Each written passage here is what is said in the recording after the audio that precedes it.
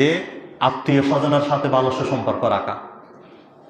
যে যত বেশি আত্মীয় স্বজনের সাথে সম্পর্ক রাখবে, এটা বহু পরীক্ষিত আমল। আল্লাহর প্রিয় হাবিব নুরানি জুবানে বলেছেন তার জীবনে তত বরকত আল্লাহ দান করবেন। সুবহানাল্লাহ। বিশেষ করে নিকট আত্মীয়, বাবার সম্পর্ক, মায়ের সম্পর্ক, চাচার সম্পর্ক, বোনের সম্পর্ক, ভাইয়ের সম্পর্ক, ফুফুর সম্পর্ক, যত নিকট রক্তের সম্পর্কে সম্পর্কিত আছে সকলের সাথে সম্পর্ক বজায় রাখা। দেখেন আল্লাহর হাবিব সাল্লাল্লাহু আলাইহি ওয়াসাল্লাম হাদিসে পাকের মধ্যে কি বলেছেন, যে এই হাদিসটা হযরত আবু হুরায়রা রাদিয়াল্লাহু আনহুর সূত্রে বর্ণনা। তিনি বলেন যে আমি আল্লাহর রাসূল থেকে শুনেছি, আল্লাহর রাসূল বলেন মান ইয়ারাহু আন ইয়াবসুতা লাহু ফি রিজকিহি, ও আমার উম্মত, আল্লাহর নবী বলেন যারা তার রিজিকের প্রশস্ততা চাও, রিজিকের মধ্যে বরকত চাও, ও আন ইয়াসালাহু ফি আসারিহি, ও আমার উম্মত যারা তোমরা নিজেদের হায়াত বৃদ্ধি করতে চাও, যদি এই দুইটা জিনিস তোমরা যদি চাও তাহলে একটা জিনিস আমল করো, সেটা হলো ফাল ইয়াসিল রাহিমাহু, নিকট আত্মীয়র সম্পর্ক অটুট রাখো। বলুন সুবহানাল্লাহ। আত্মীয়তার সম্পর্ক বজায় রাখো, মায়ের সম্পর্ক, বাবার সম্পর্ক বজায় রাখো। মা বাবার সম্পর্ক হলো রক্তের সম্পর্কের ভিতর বড় সম্পর্ক।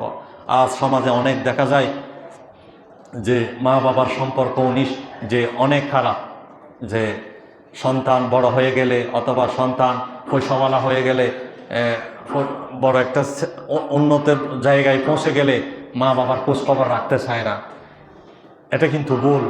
যে রক্তের সম্পর্কের ভিতর বড় সম্পর্ক হলো মা বাবার সম্পর্ক। আপনি আপনার মার সাথে বাবার সাথে যত ভালো সুসম্পর্ক করতে পারবেন, রাসূল আরবি সাল্লাল্লাহু আলাইহি ওয়াসাল্লাম বলেছেন আল্লাহ তাআলা আপনার ধন দৌলতে রিজিক রোজগার অফুরন্ত বরকত দান করবেন। সুবহানাল্লাহ। এবং আপনি যদি আপনার হায়াতটাকে সুন্দর করে সুন্দর একটা জীবন চান, যে আপনার হায়াতটা বৃদ্ধি পাক, সুস্থতার সহিত আপনি দুনিয়া থেকে বিদায় নেন, এই জিনিসটা যদি চান, মা বাবার খেদমত বেশি করে করে। এই মা বাবার খেদমতের ভিতরে এই পাওয়ার, এই শক্তি আল্লাহ তাআলা গোপন করে রেখেছেন। সুবহানাল্লাহ। এই জন্য রাসূল আরবি সাল্লাল্লাহু আলাইহি ওয়াসাল্লাম বলেছেন আমার উম্মতেরা যদি রুজি রোজগারে ধন সম্পদ যদি বাড়াইতে চাও, হায়াত যদি বাড়াইতে চাও, তাহলে মা বাবার সম্পর্ক ভালো রাখো, ভাই বোনের সম্পর্ক ভালো রাখো। ভাইয়ের অর্থনৈতিক অবস্থা খারাপ, আরেক ভাইয়ের অর্থনৈতিক খুব ভালো, মহিলার কারণে ভাই বিচ্ছিন্ন হয়ে যায়, এমন যেনটা না হয়।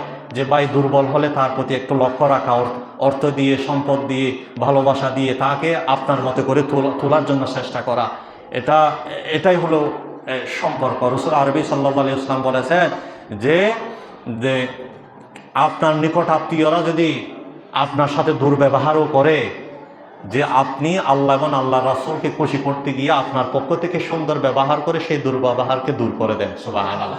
যদি দূর করতে পারে, আল্লাহর হাবিবের এই আদর্শ যদি অর্জন করতে পারে, এই হাদিসের বরকত আপনি পেয়ে যাবেন। সুবহানাল্লাহ। আল্লাহু আকবার। আল্লাহ তাআলা আমাদেরকে এই গুণে গুণান্বিত হওয়ার তৌফিক দান করুন। বলেন আমিন।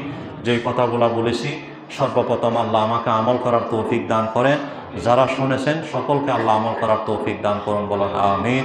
ওয়া আখির দাওয়ানা আনিল হামদুলিল্লাহ।